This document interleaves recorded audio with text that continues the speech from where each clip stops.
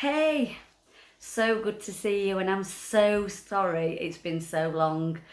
I've been on quite a journey in my life, and I just needed some time to process it and just get myself to a place where I was ready to do this again. And so now I want to make lots more videos to encourage you, and I'm really excited about that. Sorry about the reflections on my glasses, seems to happen wherever in the room I am, so I'm just going to crack on anyway and just keep going. So, 4.5 years ago, my dad was diagnosed with prostate cancer, and we knew straight away that it was terminal. But amazingly, he lived for another 4.5 years almost, and he went on lots of different trials and had lots of treatment, and he did really, really well. But in February of this year, he took a real turn for the worst, and my family and I cared for him until only 3 weeks later he went to be with God. And it was a very difficult time, but it was also a really special time. And so I just wanted to really share with you how God was with me, because I know lots of you will be facing difficult things, not necessarily this exact thing, but difficult things where you kind of feel like, how am I going to do this? And many years ago, I found out that a close friend had got cancer, and all I could see ahead of me in my life was this long dark path that I was going to have to walk down. And it was like went into the darkness, and I felt really afraid. And then my husband bought me this amazing picture, and I've got it here to show you. This will have reflection on it as well, but it doesn't matter.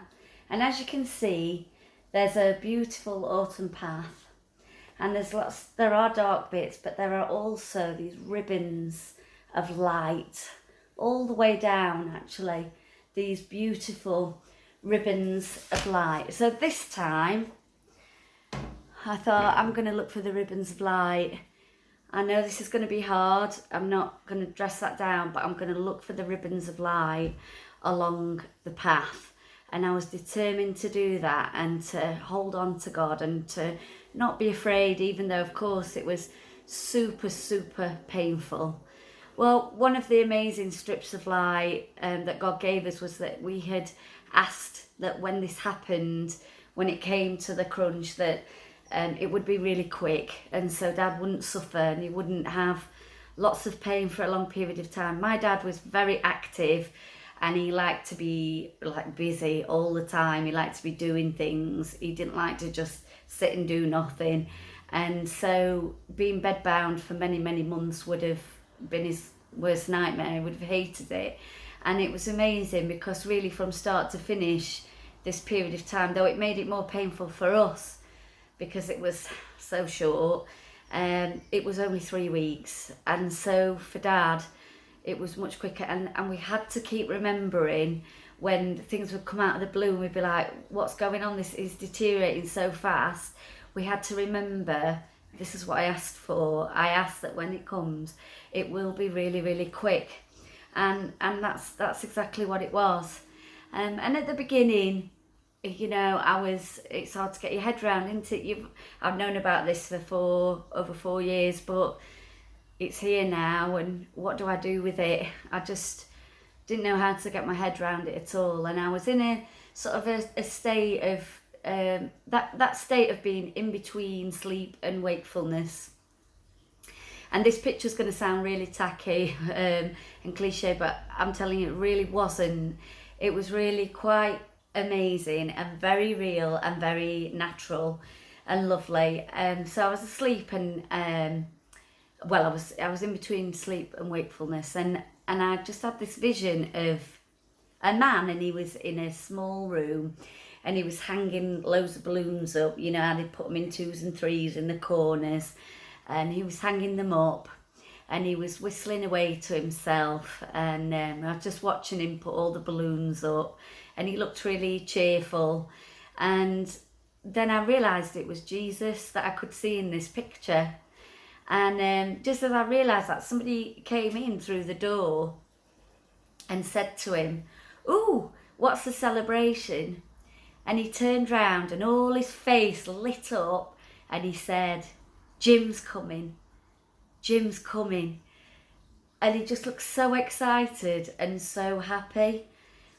And that vision stayed with me, and I shared it with my family and with friends of Dad's, stayed with us the whole way through, because it's hard to imagine death being an exciting thing, but in a sense it is. Max Lucado says in his book Fearless that really death should be as exciting, a funeral should be as happy as a wedding. Well, that's really difficult, isn't it, for us? And that's not to say that we wouldn't be crying as well, but what it is to say is that if we know that our loved ones are going to be with God, then that's also, though it's painful that they're going and we won't see them for a long time, it's also a celebration. And so I tried to keep that in my heart the whole way through, and no matter how painful it became, I just kept remembering Jesus putting his balloons up ready and saying, Jim's coming. And it really, really helped me. And that was a massive strip of life, of light on that dark path. It was a massive strip. And one of the things Dad really didn't want to do was, he didn't want to die in the night, and he didn't want to die alone. And it's amazing because when he did pass into glory, all four of us were stood around his bed, me and my two brothers and my mum, and we were with him every second, and that was his heart's desire, and God gave it to him. And again, it's something I look back on now and I think, yeah, you know, that was really, really precious. And I remember the night after he'd passed into glory, that it was only sort of just before 5 o'clock when he had passed away. And at night I went to bed, and I was laying in bed and I was looking for God's comfort, and I thought, I'm going to read a really well-known psalm. I'm going to read Psalm 23. So I opened my Bible and I started reading, and I don't know what context this is in or anything, but for that moment, this is God was using it to speak to me. And you know what? By mistake, I read Psalm 21 instead of Psalm 23. And it was so perfect, because at this point, it was, I don't know, it's about 11 o'clock at night. And this is what it said. Lord, because of your strength, the King is strong. And that made me smile, because Dad wore, right the way through, on and off through his 3 weeks, he wore a t-shirt called, and it said King of the North, and that's what they put on him after he'd passed away. So it said, because of your strength, the King is strong. Look how he rejoices in you. He bursts out with a joyful song because of your victory, for you have given him his heart's desire. Anything and everything he asks for, you haven't withheld a thing from your betrothed one. Rich blessings overflow with every encounter with you, and you placed a royal crown of gold upon his head. He wanted resurrection, but you've given it to him and more. The days of his blessing stretch on one after another forever. You have honoured him and made him famous. Glory garments are upon him, and you surround him with splendour and majesty. Your victory heaps blessing after blessing upon him. What joy and bliss he tastes, rejoicing before your face. For the King trusts endlessly in you, and he will never stumble, never fall. Your forever love never fails and holds him firm. And, you know, I just felt God saying, this is what your dad's been doing over these last 5 hours while you've been grieving, and that's absolutely fine. While you've been crying, while you've been sad, this is what your dad's doing. And I just felt an incredible sense of peace. And I'm not going to tell you that, you know, I didn't cry a lot since, and I don't cry now. I do. You know, it's very painful, and I do miss my dad loads. And it's hard to imagine not seeing him again for a long, long time. However, that has given me real comfort, and all those things, all those ribbons of light that God gave me were amazing. And I just want to share with you a quick memory. This is going to be a slightly longer video, but I just want to share a quick memory with you. When I was quite young and I was going on one of my first roller coasters, I went on the Grand National in Blackpool. And if any of you have been on the Grand Nash, it's got some really sort of got sudden bumps, and what it does is it kind of throws you out of your seat. And so my dad held me in my seat because as we set off, we realised that the bar wasn't pressed down. And so he held me really tight in the seat all the way around. And what I wanted to say today is that, God doesn't stop the roller coaster. We still have to go over those bumps, but he hems us in.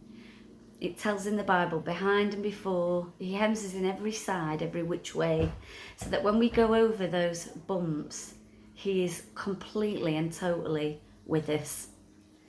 So whatever you're facing today, I just want to pray that you'll feel God with you. Father, I thank you for this amazing person. Lord, I thank you for them. I thank you for their lives and their very breath. I pray with all my heart that you will hold them in, hem them in, hold that bar down as they go on this roller coaster of life. And no matter what they face, and no matter how dark the path, that Lord, you will shine those strips of light that enable them to go through and keep moving forward. In Jesus' mighty name, amen. Well, as my neighbours just started playing football next door, I'm going to sign off, and I'll see you really soon. Mwah.